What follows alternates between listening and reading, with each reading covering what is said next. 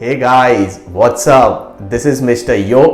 Welcome to my YouTube channel. Let's get started. तो चलो दोस्तों, आज के टॉपिक की शुरुआत करते हैं। आपने टाइटल और थंबनेल में देखा ही होगा। जी हाँ, ये एकदम 100% सही है कि आप 1 लाख के अंदर आपका फिटनेस और डांस स्टूडियो ओपन कर सकते हो। मैंने मेरे पिछले वीडियो में बताया था कि मेरा डांस सीखना पूरी तरह बंद हो चुका था, बट मेरी किस्मत में डांस ही लिखा था। इसीलिए 2011 में शामक ने एक न्यू कॉन्सेप्ट लाया था, OIP 1 year program. 1 year program में हमें फुल टाइम डांस का ट्रेनिंग मिलने वाला था। मॉर्निंग 9 o'clock से लेके इवनिंग 5 o'clock तक वो बैच होने वाली थी। उसमें हमारे फ्लेक्सिबिलिटी, डांस टेक्निक और डांस के जितने भी रूल्स होते उस पर ज़्यादा फोकस होने वाला था। तो विलियम ने मुझे सजेस्ट किया कि हम लोग OIP का ऑडिशन देते, बट मेरे लिए OIP का ऑडिशन देना बहुत मुश्किल था क्योंकि OIP की फ़ीस थी 1 ईयर ग्रेजुएशन प्रोग्राम की 1,50,000। मेरे लिए 1,50,000 मैनेज करना बहुत डिफ़िकल्ट था। तो मैंने विलियम को मना कर दिया कि मैं ये ऑडिशन नहीं दे सकता। बट विलियम ने वो ऑडिशन दिया। विलियम ने अपनी तरीके से पूरी कोशिश की, बट वो 1 ईयर ग्रेजुएशन प्रोग्राम के लिए इतना ज़्यादा कॉम्पिटिशन था तो विलियम का वहाँ पे सिलेक्शन नहीं हुआ। बट लकीली विलियम को कैसे पता चला कि ऐसे ही टाइप का कॉन्सेप्ट टेरेंस लुइस ने भी लाया है, बट उसका 1.5 ईयर का डिप्लोमा था। तो उसने सोचा कि चलो मैं टेरेंस लुइस में ऑडिशन देके देखता हूँ। बट टेरेंस में कंपैरेटिवली शामक जितना कंपटीशन नहीं था, तो विलियम ने टेरेंस लुइस में ऑडिशन दिया और वहाँ पे उसका ऑडिशन में सिलेक्शन हो गया। बट टेरेंस का 1 ईयर का ग्रेजुएशन प्रोग्राम नहीं था, टेरेंस का 1.5 ईयर का ग्रेजुएशन प्रोग्राम था। तो सिलेक्शन होने के बाद विलियम ने मुझे कॉल करके बताया कि मेरा वहाँ पे सिलेक्शन हो गया, देख अगर तू भी ऑडिशन देता तो तेरा भी शायद सिलेक्शन हो जाता। तो मैंने उसको बोला कि मेरे लिए ऑडिशन में जाना, ऑडिशन में सिलेक्ट होना इतनी बड़ी बात नहीं थी, क्योंकि वैसे भी मुझे लास्ट ईयर में ड्रॉप लगा था, मैं 1 साल घर पे ही था। तो मैंने उसे बोला कि मैं शायद ऑडिशन दे भी सकता था, बट मेरे लिए सबसे बड़ा चैलेंजिंग पार्ट था क्योंकि टेरेंस का फीस भी 1,20,000 था। तो मैंने उसे बताया कि मैं 1,20,000 कहाँ से मैनेज करूँ, मेरे लिए फीस मैनेज करना सबसे बड़ा डिफ़िकल्ट पार्ट था। फाइनली विलियम का बैच स्टार्ट हो गया। उसने 1.5 ईयर के डिप्लोमा कोर्स के लिए एडमिशन ले लिया। उसके बाद में ऑलमोस्ट 7 to 8 months के बाद विलियम को मिला और मैंने विलियम का डांस देखा। आप बिलीव नहीं करोगे, विलियम के डांस में काफ़ी ज़्यादा इम्प्रूवमेंट हुई थी। उसके फ्लेक्सिबिलिटी में, उसके टेक्निक्स में बहुत इम्प्रूवमेंट था। मुझे उसको देख के बहुत अच्छा लगा कि मुझे लगा कि उसने जो बैच के लिए एडमिशन लिया है वो काफ़ी वर्थ था। और जैसे उसका कोर्स कंप्लीट होने आया, शायद कुछ 2 या 3 months बाकी थे, उस वक्त विलियम मुझे मिला और उसने मुझे कहा कि क्यों ना हम अपना खुद का एक डांस एकेडमी स्टार्ट करें, क्योंकि मेरे पास तो टेरेंस के डिप्लोमा का सर्टिफिकेशन भी है, मेरे पास काफ़ी टेक्निकल नॉलेज है। हम लोग वो टेक्निकल नॉलेज पे बहुत सारे स्टूडेंट्स को ग्रैब कर सकते हैं। तो मुझे भी उसका आइडिया काफ़ी अच्छा लगा। तो मैंने सोचा कि क्यों ना हम लोग ऐसे स्कूल को रेकमेंड करें कि हम लोग डांस सिखाना चाहते हैं आफ्टर स्कूल टाइम, अगर आप हमें कोई क्लासरूम प्रोवाइड करके दे जहाँ पे हम लोग हमारा डांस एकेडमी स्टार्ट करें। तो उसको भी वो आइडिया बहुत अच्छा लगा। बट विलियम कुरला रहता था और कुरला में उतने अच्छे स्कूल्स नहीं थे शायद उसको परमिशन दे सके। तो उसने मुझे बोला कि तू तेरे नवी मुंबई में ट्राई करना, क्योंकि यहाँ पे मुझे ऐसा लगता है कि हमें रिस्पॉन्स अच्छा मिल सकता है। तो मैंने सोचा क्यों ना मैं मेरे स्कूल से ही स्टार्ट करूँ। तो मैंने सबसे पहले मेरे स्कूल में जाके मेरे प्रिंसिपल से बात किया, बट प्रिंसिपल ने मुझे कहा कि ये चीज़ों का कोई भी रिस्पॉन्सिबिलिटी लेने के लिए तैयार नहीं। ना ही मेरी प्रिंसिपल रेडी थी, ना ही मेरे ट्रस्टी रेडी थे। तो वहीं से मुझे एक सबसे बड़ा डिसअपॉइंटमेंट मिला कि अगर मेरा ही स्कूल मुझे अगर सपोर्ट नहीं कर रहा है तो मैं दूसरे स्कूल और कॉलेज से तो कोई एक्सपेक्टेशन ही नहीं रख सकता हूँ। मैंने बहुत सारे कॉलेजेस, स्कूल ट्राई किए। कुछ एक स्कूल कॉलेजेस में ऑलरेडी डांस क्लासेस चल रहे थे तो उन्होंने मुझे अलाउ नहीं किया, बट कुछ स्कूल वाले, कॉलेज वाले रिस्पॉन्सिबिलिटी लेने के लिए तैयार नहीं थे। मैंने काफ़ी ट्राई किया। ऐसे मैं 2-3 months ट्राई कर रहा था, बट कोई स्कूल और कॉलेज में मेरा डांस क्लासेस का कुछ बात बना ही नहीं। फाइनली मैंने और विलियम ने सोचा कि अगर हमें कोई स्कूल, कॉलेजेस अलाउ नहीं करे तो क्या हुआ, हम लोग अपना खुद का शॉप या कोई ऐसी प्लेस है जो हम लोगों को रेंट पे मिल सकती है, वहाँ पे हम लोग अपना डांस एकेडमी स्टार्ट कर सकते हैं। विलियम को भी वो आइडिया काफ़ी अच्छी लगी, बट सबसे बड़ा प्रॉब्लम था कि हमारे पास उतने पैसे नहीं थे कि हम लोग कोई शॉप रेंट पे लेके वहाँ पे अपना डांस क्लासेस स्टार्ट कर सके।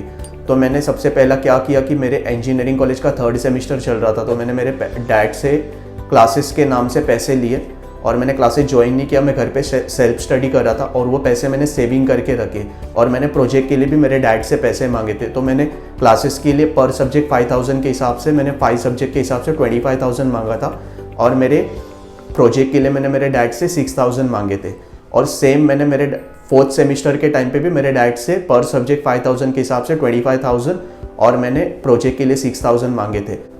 फाइनली जनवरी 2013 में मेरे पास 62,000 जमा हो गए थे।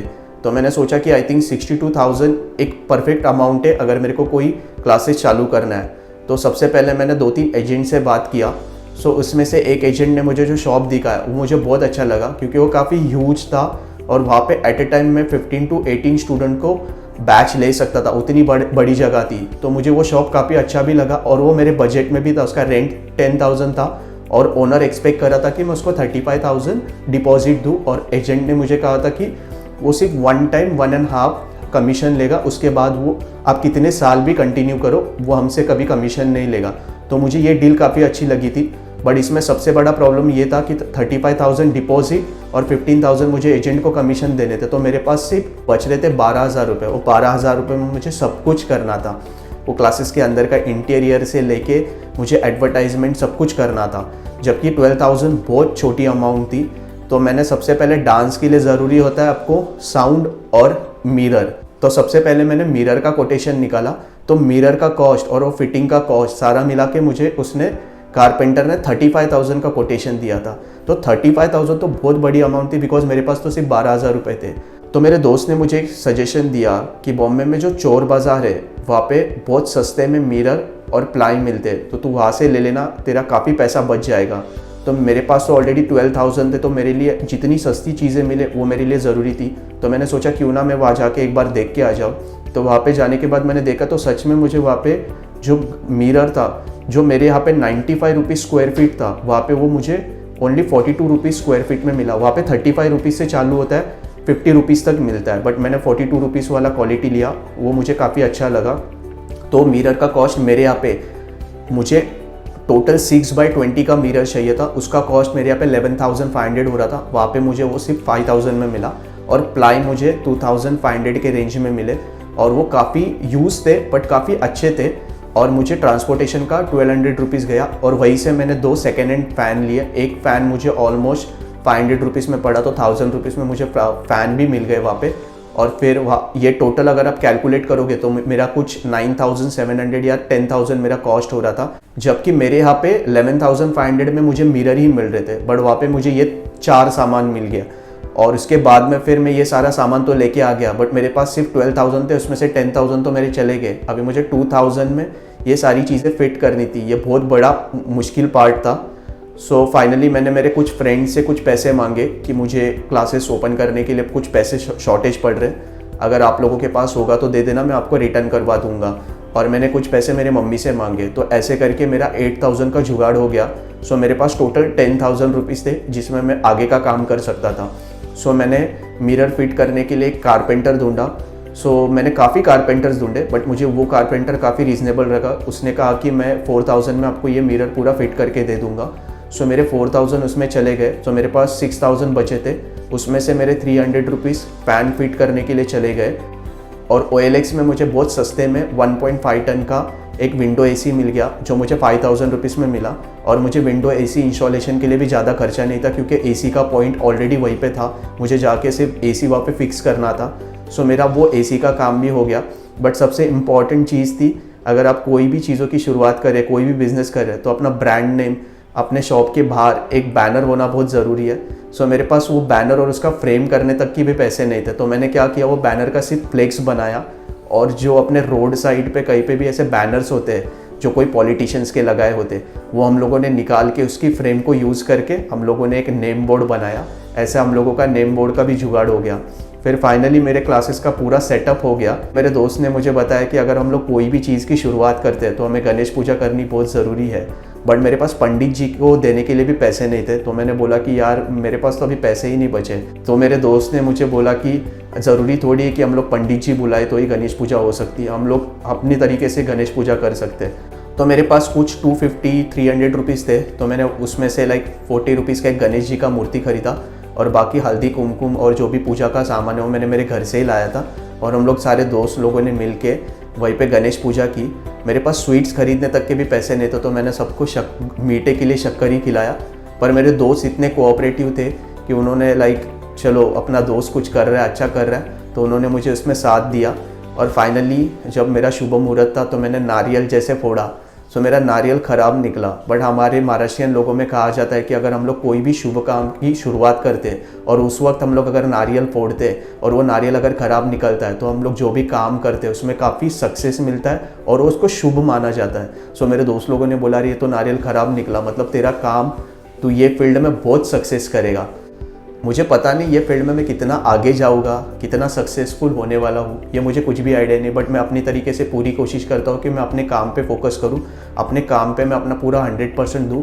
बाकी जब मेरे नसीब में लिखा है वो मेरे साथ होने ही वाला है। तो दोस्तों मैंने इतने स्ट्रगल से एक 1 लाख के अंदर एक स्टूडियो स्टार्ट किया था। अगर आप में से भी किसी को अगर स्टूडियो स्टार्ट करना है तो मैंने जहाँ से जो चीज़ें परचेज़ की है उसकी सारी डिटेल्स मैं डिस्क्रिप्शन बॉक्स में डालूंगा, ताकि अगर आप लोगों को भी अगर स्टूडियो ओपन करना है, इवन स्टूडियो ही नहीं, अगर आप लोगों को कोई लाइक गारमेंट से रिलेटेड अगर कोई छोटा सा आउटलेट ओपन करना है तो वहाँ पे भी आपको मिरर की, ग्लास डोर की ज़रूरत होती है। मुझे ग्लास डोर की ज़रूरत नहीं पड़ी बिकॉज मेरे को ऑलरेडी ग्लास डोर मेरे को मेरे ओनर ने ऑलरेडी बनाया हुआ था, तो मुझे ग्लास डोर का खर्चा मेरा बच गया।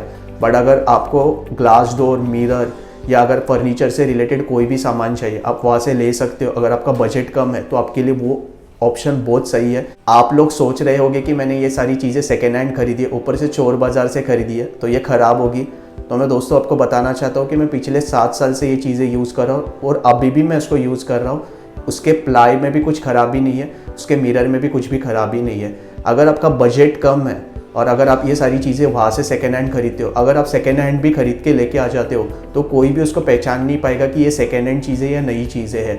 वैसे भी डांस में मिरर की ज़रूरत सिर्फ हमें वहाँ पे डांस सीखने के लिए होता है, ना ही हम लोगों को वहाँ पे कोई शोशा करना है। तो उसके लिए इतना पैसा खर्चा करना मतलब वेस्ट ऑफ मनी है। मुझे लगता है कि ये सबसे बेस्ट वे होगा कि सबसे सस्ते में, और कोई पहचान भी नहीं पाएगा कि ये सेकेंड हैंड मिरर है, क्योंकि उसके ऊपर एक सिंगल रैशेज भी नहीं होता है। काफ़ी क्लीन और अच्छे मिरर होते हैं। आप खुद वहाँ पे जाके देखो तभी आपको पता चलेगा कि यार ये सच में बहुत अच्छा और आपका पैसा बचाने वाला काम है। तो आप बेफिक्र हो कि वो सारी चीज़ें खरीद सकते हो। मैं सारी डिटेल्स वहाँ के एड्रेस में डिस्क्रिप्शन बॉक्स में डाल दूंगा, ताकि अगर आपको कुछ सामान खरीदना हो तो आप वहाँ से जाके परचेस कर सकते हो। आई होप दोस्तों आपको मेरा ये वीडियो अच्छा लगा हो। अगर वीडियो अच्छा लगा हो तो प्लीज़ मेरे वीडियो को लाइक कर देना। अगर आपने चैनल को सब्सक्राइब ना किया हो तो चैनल को सब्सक्राइब कर लो।